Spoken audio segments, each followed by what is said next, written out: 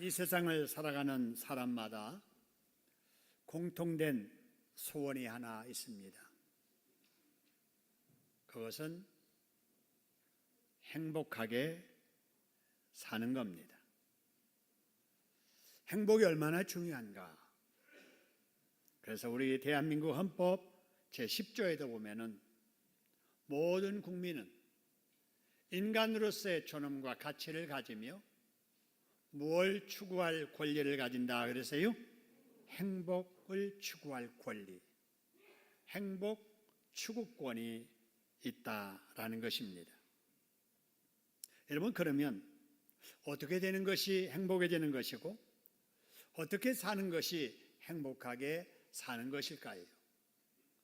이 시간에는 이에 대한 말씀을 여러분과 같이 나누려고 합니다.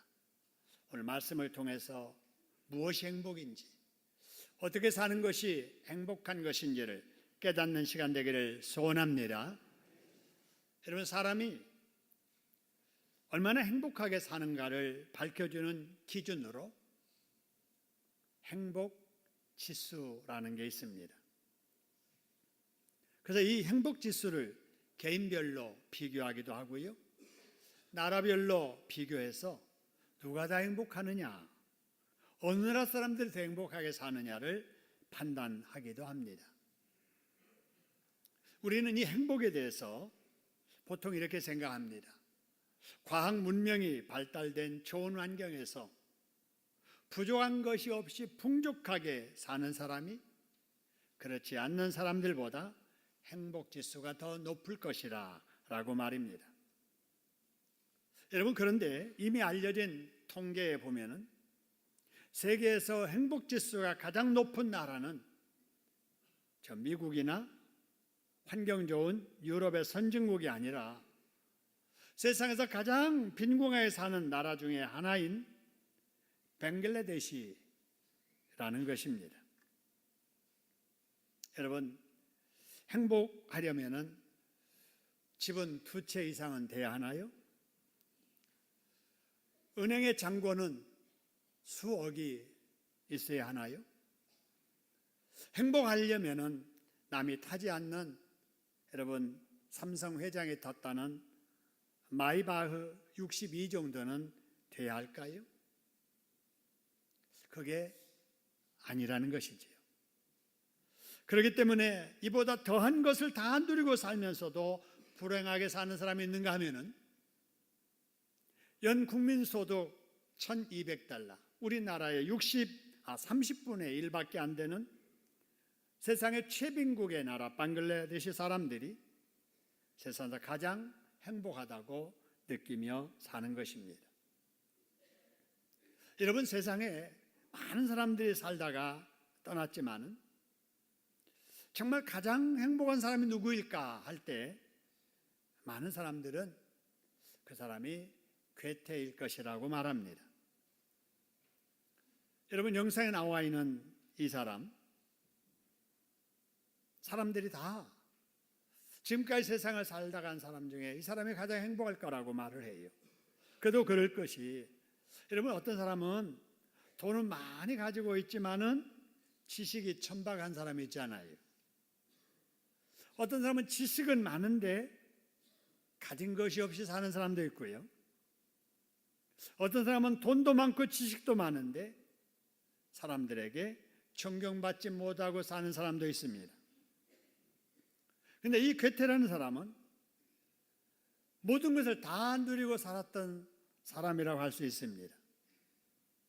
세계 문학사의 거인으로 많은 작품과 명언들을 남겼잖아요. 여러분, 우리도 알고 있는 파우스트라고 하는 작품을 이 사람이 썼습니다. 젊은 베르테리의 슬픔, 여러분 학창 시절에 한 번쯤은 읽었을 소설입니다. 이탈리아 기행. 이 외에도 여러 유명한 세계적인 작품을 이 사람이 썼습니다. 그리고 그가 남긴 명언으로 우리도 알만한 이런 말들. 가장 유능한 사람은 가장 배우기를 힘쓰는 사람이다. 고난이 있을 때마다 그것이 참된 인간이 되어가는 과정임을 알아야 한다. 괴테가 남긴 말이에요. 과거를 잊어버리는 자는 과거 속에 살게 된다.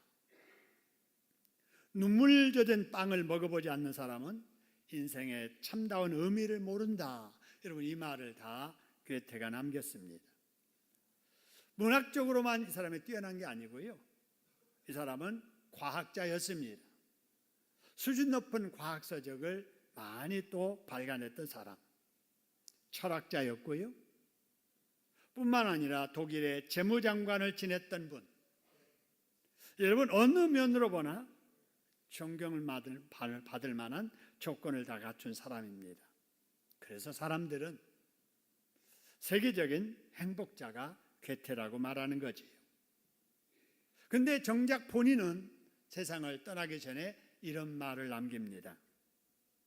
세상 사람들이 다 나를 행운아라고 말을 하고 불행을 모르는 사람이라고 말을 한다.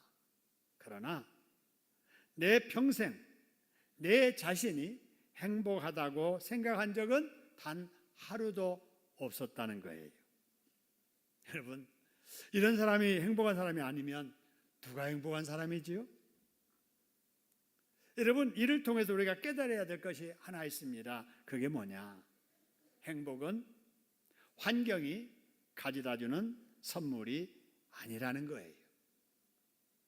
여러분, 중요한 말인데요, 우리 한번 따라해 볼까요? 행복은 환경이 가져다주는 선물이 아니다. 어떤 조건 갖췄다고 행복한 게 아니고요, 어떤 환경에서 산다고 행복한 것이 아닙니다. 그럼 우리 모두가 다 누리기를 원하는 그 행복이란 어디서 얻을 수 있을까요? 이에 대한 대답을 주시려고 하나님께서 이 시간에 우리에게 주신 말씀이 바로 신명기 33장 29절 말씀이에요. 자, 여기 말씀을 보니까 하나님께서 이스라엘 백성들에게 이렇게 말씀하십니다. 이스라엘이여, 너는 뭐라다 그랬어요? 행복한 사람이로다, 이렇게 말합니다. 하나님께서 말씀하시기를 이스라엘 사람들, 너희들은 행복한 사람이다. 그런데 이 당시 이스라엘 백성들은 행복하다는 말을 들을 환경에 있지 못했습니다. 지금 이 말을 들을 당시에 이스라엘 백성들은 애굽에서 나와가지고요, 사막이라고 하는 광야를 떠돌이하던 시대였기 때문에 그래요. 여러분, 영상에 나와 있는 그림처럼 남녀노소 200만에 가까운 이스라엘 백성들이 애굽에서 종살이 하다가 하나님께서 모세를 통해서 나오게 하심으로 출애굽하여 지금 광야를 지나 하나님이 약속하신 가나안 땅으로 이동하고 있는 거예요.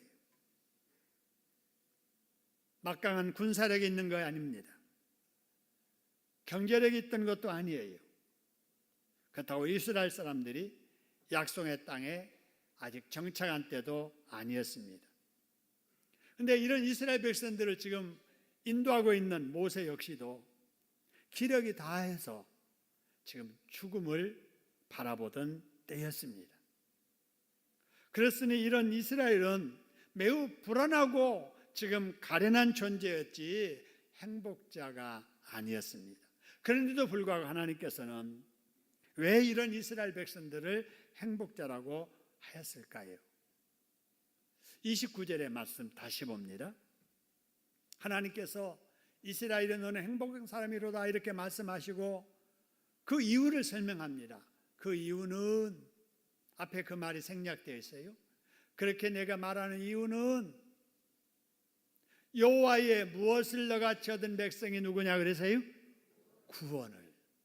그러니까 이스라엘 백성들이야말로 하나님 앞에 특별한 은혜를 받았고 구원을 받은 백성이기 때문에 비록 지금은 광야 생활의 고난길을 가고 불안한 가운데 있을지라도 행복한 사람들이다라고 하는 것입니다. 여러분, 그럼 우리는 어떨까요? 여러분, 우리는 대한민국 국민으로 살고 있습니다. 여러분, 우리도 이스라엘 사람들 이상으로 우리 하나님 앞에 구원받은 백성인 줄로 믿으시기를 소원합니다. 여러분, 우리나라의 역사 여러분 다 알고 있잖아요. 우리나라의 위치가 세계 지도를 펴고 보면은요, 대륙에 붙어 있는 토끼 모양의 조그마한 반도입니다. 미국에서는 일본을 거쳐서 북방으로 진출하려는 교두보 역할을 할 만한 바로 땅이 우리 대한민국 땅이에요. 북쪽의 러시아와 중국은 태평양을 향해서 남쪽으로 진출해 나갈 수 있는 바로 교두보 같은 바로 위치가 우리나라 대한민국입니다. 그래서 지금까지 북으로 진출하려는 서방의 세력, 남으로 진출하려는 북방의 세력의 틈바구니에서 괴롭힘을 많이 받았던 민족이 우리 민족입니다. 환경적으로 여러분, 우리 70년 전, 60년 전만 해도 무지와 가난에 찌들려 있었잖아요. 보릿고개의 배고픔, 여러분 그 고통을 우리 다 어르신들은 겪으면서 성장했었잖아요. 영적으로 여러분 우상만 섬기던 나라였습니다. 그래서 하나님 앞에 저주받아 마땅할 우리였지만 하나님께서 우리나라를 긍휼히 여기셔서 이 땅에 선교사를 보내주셨습니다. 할렐루야. 복음을 가지고 이 땅에 선교사들이 와서 바로 영적으로 무지했던 우상만 섬기던 우리 민족에게 복음을 전하게 하셨습니다. 그때 우리나라가 어찌했습니까? 양손 들고 환영했나요? 서양 귀신을 전한다는 이러한 오해를 하고 선교사들을 무참하게 학살했습니다. 죽였습니다. 여러분 혹시 시간 있으시면 여러분의 가족과 자녀들과 함께 양화진에 있는 선교사 묘지를 한 번쯤은 가보시길 바랍니다. 우리 교회에서도 제자훈련 마지막 단계에 양화진 선교사 묘역을 가서 이 땅을 위해서 복음을 전하다가 순교당한 선교사들의 뜻을 기리고 있곤 합니다. 여러분 우리나라가 오늘에 있기까지 결정적인 역할을 했던 자들이 선교사들이에요. 그런데 불신의 사람들은 그 흔적을 지우려고 하고 무시해버리고 그래서 많은 사람들이 알지를 못하고 있습니다마는 우리 하나님을 믿는 우리들이라도 이 땅을 위해서 죽으면서까지 복음을 전했던 선교사들의 그 뜻을 우리가 가슴에 품어야 될 줄로 믿습니다. 여러분 선교사들의 수없는 순교 때문에 그래도 이 땅에 하나님의 교회가 세워지게 되고 이 땅에 세워진 한국교회는 세계 어느 나라에서 찾아볼 수 없을 정도로 급속한 부흥을 이루게 하셨습니다. 할렐루야. 여러분 놀라운 사실은 우리나라의 한국교회가 부흥하면서 우리나라의 경제도 함께 발전되었다는 사실입니다. 그래서 우리 백성들의 배고픔의 문제를 하나님이 해결해 주셨습니다. 할렐루야. 여러분 이것만 해도 우리가 받는 큰 복인데 지금 우리나라는 한반도 같은 민족끼리 분단된 나라이지만 그래도 이 작은 대한민국이 세계 경제 대국이 되도록 하나님이 복 주신 줄로 믿습니다.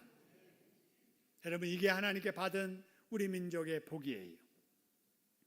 뿐만 아니라 그동안 우리나라가 남북으로 갈라져서 전쟁의 위협 속에 불안해하고 있었는데 이 문제도 하나님께서 해결해 주시려고 세상에서 가장 유별난 지도자 바로 미국의 대통령과 북한의 지도자 만나게 하셔서 지금 회담을 준비하고 있게 하시는 줄로 믿습니다. 여러분 변덕스러운 저 북한의 지도자가 앞으로 또 어떤 변심을 할지는 모르지만 이 일에 하나님이 개입한 이상 그동안 우리가 계속해서 기도해온 북한의 복음화를 위해서라도 이번에 이 땅에 평화가 정착되도록 역사해 주실 줄로 믿습니다. 얼마 남지 않는 회담을 통해서 이런 역사 이루실 우리 하나님께 우리 박수로 먼저 감사하겠습니다. 감사합니다. 여러분 그래서 우리는 행복자들이에요. 그런데 뿐만 아니라 여기 모이신 우리들은 예수 믿어서 구원받아 하나님의 자녀가 되었으니 여러분 우리는 행복자들입니다. 할렐루야. 여러분 하나님의 구원은 과거 이스라엘만 받은 것이 아니고 우리 대한민국 역시 여러분 그에 못지않는 여러분 구원의 복을 받은 나라인 줄로 믿습니다. 그렇기 때문에 이런 하나님의 구원을 받은 우리야말로 행복한 나라에 살고 있는 우리들입니다. 여기 모인 우리들 역시 하나님께서 많은 사람들 중에 여러분 열애 하나, 백에 하나 고르시고 뽑으셔서 때가 되면 예수 믿게 하시고 그 믿음 보시고 죄 용서해 주시고 자녀 삼으시고 천국을 예약하면서 살게 하셨습니다. 할렐루야. 그래서 우리 하나님께서 지금 이 시간에도 대한민국 백성이여 너희는 행복한 사람이로다. 여호와의 구원을 얻을 너같이 복을 받은 사람이 어디 있느냐 이렇게 말씀하시는 거예요. 여러분 이 음성을 들으시기를 소원합니다. 한번 따라합시다. 대한민국 백성이여 너는 행복한 사람이로다. 여호와의 구원을 너같이 얻은 백성이 누구냐? 할렐루야. 여러분 우리 교인들도 마찬가지예요. 하나님이 이렇게 말씀하세요. 한번 같이 한번 읽겠습니다. 시작. 은혜 충만한 신창동의 성도요 여호와의 구원을 너희같이 얻은 백성이 누구냐? 너희는 행복한 교인이로다. 할렐루야. 여러분 행복이라고 하는 것을 무지개 잡으러 가는 것처럼 계속 달려가다가 결국 잡지도 못하고 기력쇠진해서 죽는 그런 인생 되지 마시고요. 지금 우리가 받아 누리고 있는 이 복이 얼마나 큰 것인가를 느끼면서 사시기를 주님의 이름으로 축원합니다. 여러분 우리는 행복한 사람들이에요. 근데 문제는 이 행복을 모르면 행복한 환경 속에 행복한 사람들이 불행하게 살 수밖에 없다는 것입니다. 여러분 이런 복을 우리 나라에 주시고 그리고 나에게 주신 우리 하나님 우리 박수로 감사하겠습니다. 감사합니다. 여러분 다음으로 하나님께서는 왜 이스라엘 백성들을 행복자라고 하셨을까? 29절 말씀 그 다음 줄 보니까 하나님은 너를 돕는 뭐요 그랬어요? 방패시요 내 영광에 뭐라고요? 카리스도다 그랬어요. 하나님이 이스라엘 백성들을 인도하시되 적이 있을 때는 방패되어 막아주시고 칼이 되셔서 그들을 안전하게 인도해 주셨다라는 것입니다. 여러분 이스라엘 역사를 우리가 뒤돌아보면요 이스라엘 사람들이 하나님께서 약속하신 땅에 가는 여러 가지 여정에 어려운 일들이 굉장히 많았잖아요. 여러분 이스라엘 백성들이 애굽에서 나와가지고요 가나안 땅에 가는 길은 두 가지로 요약할 수 있어요. 첫째 길은 어디냐면요 해안가 바다를 따라 올라가는 길이고요 하나는 홍해를 건너가지고 그 다음에 광야를 지나서 가는 길입니다.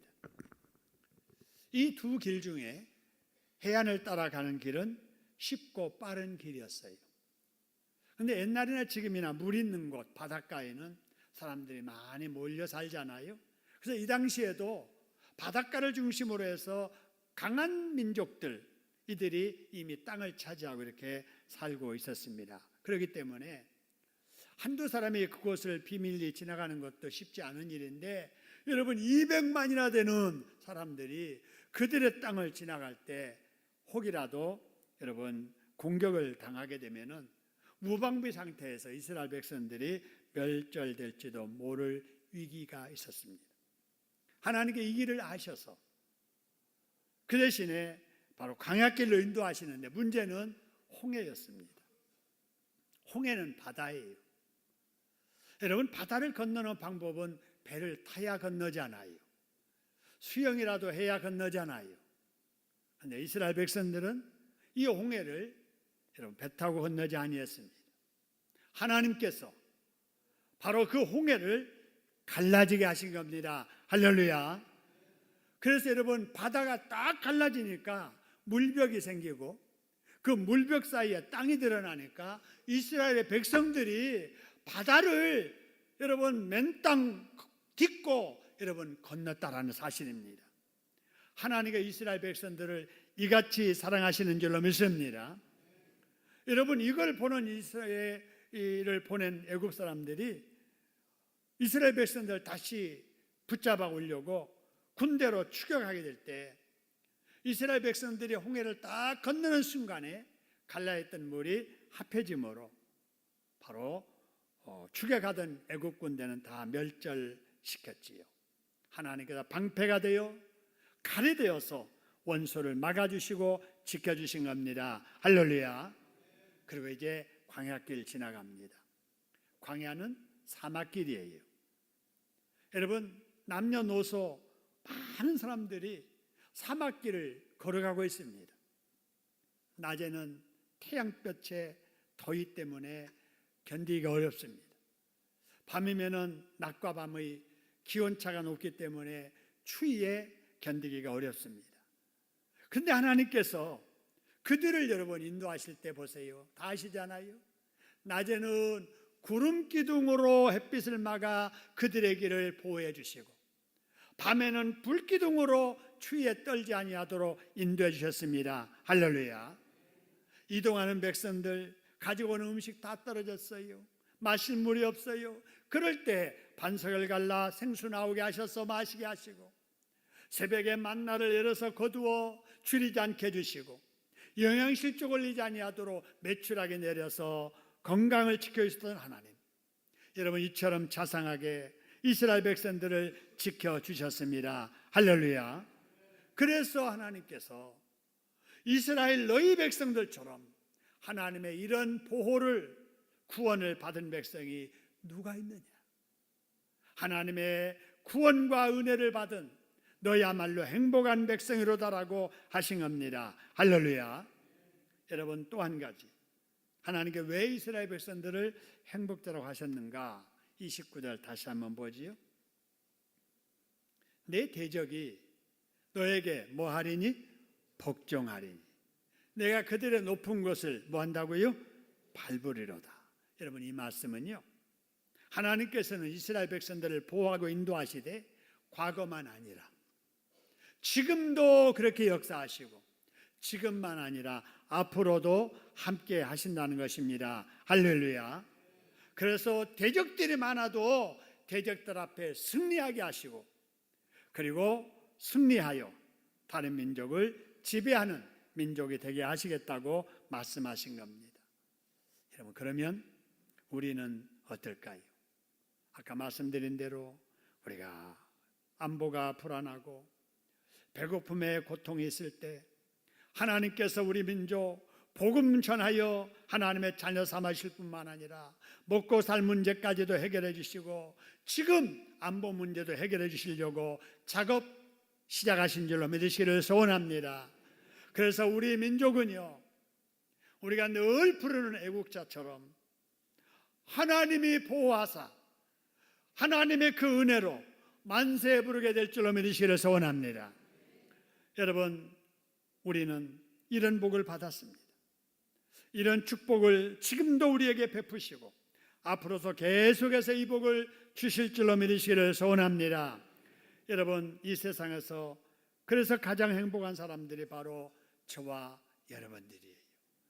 여러분, 이것을 늘 마음속에 느끼면서 사시기를 소원합니다.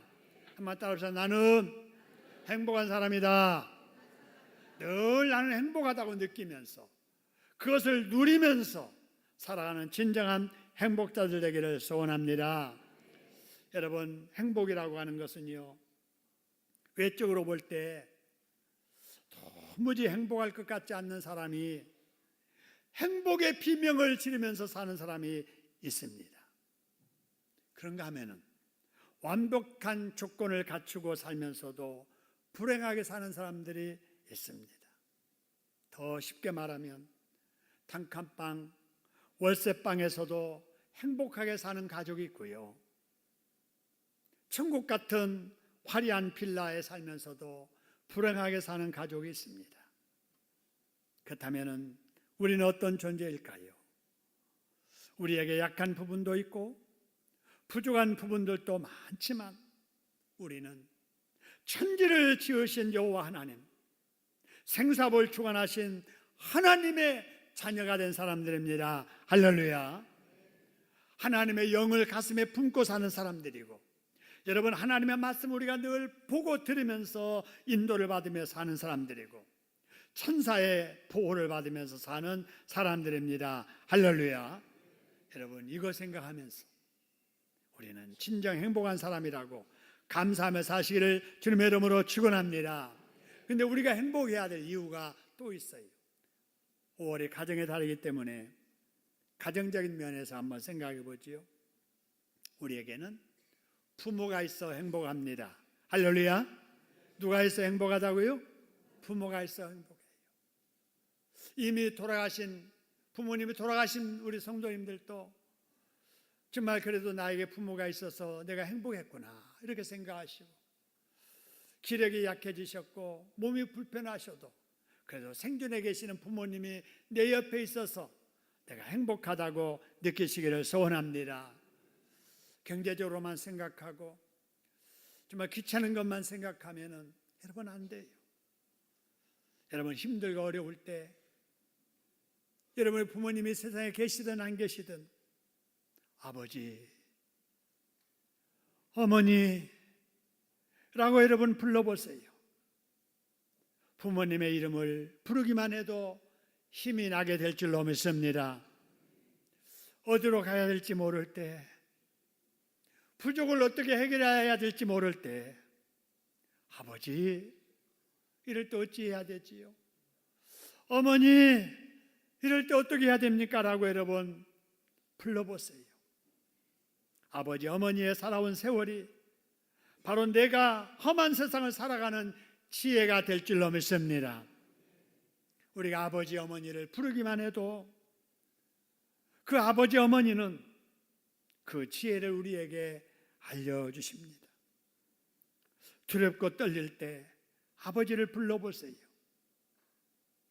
우리 아버지, 어머니는 우리를 당신의 뒤에 숨겨 주실 줄 믿습니다.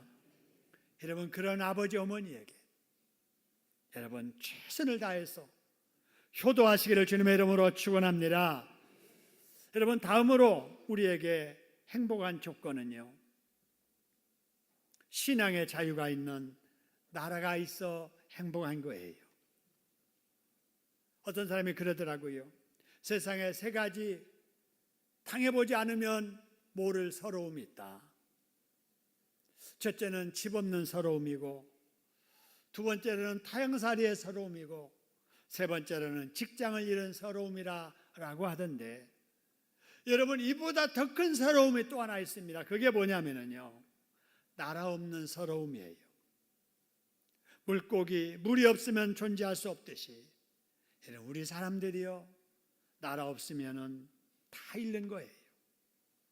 외국에 가서 살다 보면은 더더욱 그렇습니다. 나라가 안전하고 잘 될 때 외국에 나가는 우리 교민들 어깨가 으쓱해요. 제가 선교사로 외국에 있을 때 IMF가 터졌습니다. 그러고 나니까 주변에 저를 알던 사람들이 저만 보면은 불쌍하게 여기는 거예요. 교회 나갔는데 예배 마치고 오니까 빵을 봉지에다가 싸서 몇 개 주는 거예요. 아니, 왜 그러냐고 그러니까, 아니, 나라가 망해가는데 혹시 먹을 것이 없어서 고생할까 해서 빵 챙겨준다고 챙겨주는데 얼마나 자존심 상하는지요. 나 이런 것 없어도 잘 살거든요. 그러고 싶은데 그러지 못하고, 나라가 그러니까 나까지 초라해져 가지고 그 빵 들고 와서 눈물 흘리면서 빵을 먹으면서 나라를 위해서 기도한 생각이 납니다. 여러분, 나라가 있음에 대해서, 그것도 자유가 보장된 대한민국이 있다는 것에 대해서 감사하시기를 주님의 이름으로 축원합니다. 그런데 여러분, 우리에게는 나라가 있어도 두 나라가 있어요. 신앙의 자유가 있는 대한민국만 있는 게 아니고 우리의 영원한 처소, 이 세상 삶 끝나면은 가서 영생 복날 누릴 하나님 나라가 있음에 대해서 감사하시기를 소원합니다. 그래서 우리는 이 땅에 살면서 두 나라에 대해서 감사하는 마음으로 두 나라를 위해서 해야 될 우리 최선을 다해야 돼요. 무엇보다도 나라를 위해서 기도하는 일이에요. 우리 나라가 정말 정의가 정착되는 나라, 안보 문제가 해결되는 나라, 하나님께 영광을 돌리는 나라가 되도록 여러분 감사하며 기도할 수 있기를 소원합니다. 여러분, 다음으로 우리가 행복해야 될 조건 또 하나가 있는데요, 그게 뭐냐? 가정이 있다는 거예요. 여러분, 나에게 가정이 있다는 거, 멀리 갔다가도 돌아올 내 집이 있다는 거, 나를 기다려주는 가족이 내 집에 있다는 거, 여러분 행복의 조건인 줄로 믿으시기를 소원합니다. 여러분, 부모는 그래서 가정에서 부모의 도리를 다 하려고 최선을 다해야 돼요. 자녀는 자녀의 도리를 다 하려고 최선을 다해야 되고, 남편은 남편됨의 도리, 아내는 아내됨의 도리를 잘하려고 최선을 다해야 돼요. 그래서 그러는 가정에서 정말 행복하게 행복을 맛보며 살아가는 이런 축복이 있기를 주님의 이름으로 축원합니다. 다음으로 우리에게 감사할 일은 교회가 있다는 거예요. 내가 가서 예배드릴 교회가 있고, 말씀을 들을 교회가 있고, 말씀을 전해주시는 스승이 있고, 본받고 존경하는 믿음의 선배가 우리 옆에 있다는 거, 행복의 조건인 줄로 믿으시기를 소원합니다. 그래서 우리는 늘 교회를 가까이 해야 돼요. 하나님을 만나는 장소, 하나님의 사랑을 나누는 공동체, 하나님의 사랑을 실천하는 곳, 하나님께 복받는 바로 이 교회를 늘 가까이 해야 돼요. 그래서 성도가는 서로 사랑하고 서로 존경을 해야 됩니다. 그러는 성도를 하나님이 사랑해 주시고 복 주시는 줄로 믿으시기를 소원합니다. 저는 이번 수요일 날 금년의 안식월 기간에 러시아 선교를 위해서 모스크바로 출발하려고 합니다. 그곳에 가서 러시아 사람들을 상대로 해서 한국인 첫 부흥회를 인도하고 임국현 선교사님의 선교지를 돌아보고 오려고 합니다. 제가 그곳에 가는 것은 여러분을 대신해서 간다고 저는 생각하고 갑니다. 여러분을 대신해서 가서 제가 러시아에 가서 성령 충만한 부흥회를 인도하며 복음을 잘 전하고 안전하게 돌아올 수 있도록 여러분 기도해 주시기를 소원합니다. 제가 없는 동안에 우리 원로 목사님과 부목사님들이 이 강단을 맡아서 말씀을 전해 주실 것입니다. 여러분, 제가 어렸을 적에 부모님이 먼 친척 집에 몇 박 외출을 하시면 제 형제들이 아버지 어머니 안 계실 때에 공부도 더 열심히 하고, 밤이 되면 서로 문단속 했는가 가서 문단속도 확인하고, 집안 청소도 깨끗이 해놓고, 숙제도 열심히 하고, 그랬더니 부모님이 오셔서 참 잘 있었다고, 잘했다고 칭찬하는 경험이 있습니다. 여러분들도 제가 선교하는 동안에 주의를 더 잘 지키실 줄로 믿습니다. 제가 어제요 밤에 걱정을 했어요. 날이 너무 맑은 거예요. 공기가 너무 좋은 거예요. 징검다리 공일까지 끼어가지고 오늘 우리 교인들 많이 빠지겠다 싶었는데, 여러분 많이 오시니까 역시 여러분들은 날씨 환경에 상관없이 주의를 지키는 믿음을 가진 성도인 줄로 믿습니다. 하나님이 기뻐하실 줄로 믿어요. 여러분, 우리 예수 믿는 사람들은 우선순위를 잘 알아야 돼요. 찬양대원들이 찬양 부른 것처럼 무엇을 먼저 해내야 되는지, 무엇을 나중에 해야 되는지를 잘 알아야 돼요. 주일날은 그 어떤 일보다도 교회 와서 하나님 앞에 예배드리는 일이 최우선해야 될 줄로 믿습니다. 주일날 날씨 좋다고 놀러 가면 안 돼요. 애들 위한다고 애들 데리고 주일날 놀러 다니기 시작하면은요, 자녀들의 앞길을 망치는 길이에요. 어려서부터 어떤 일이 있어도 하나님 앞에 가서 주일은 예배드려야 된다고 생각하고 그 믿음의 자리를 지키는 자, 하나님께서 더 행복하도록 축복해 주실 줄로 믿습니다. 우리 하나님께서 오늘 말씀을 통해서 이스라엘이여 너는 행복한 자로다 라고 말씀을 하셨는데, 이스라엘 이 말 속에는 우리를 포함한 거예요. 우리들도 역시 하나님 앞에 큰 복을 받은 행복자들인 줄로 믿습니다. 여러분, 예수 믿어서 하나님의 자녀가 된 행복자들답게 믿음 생활 잘하셔서 하나님을 기쁘게 드리는 저와 여러분 되기를 주님의 이름으로 축원합니다. 우리 합심해서 한번 기도하겠습니다.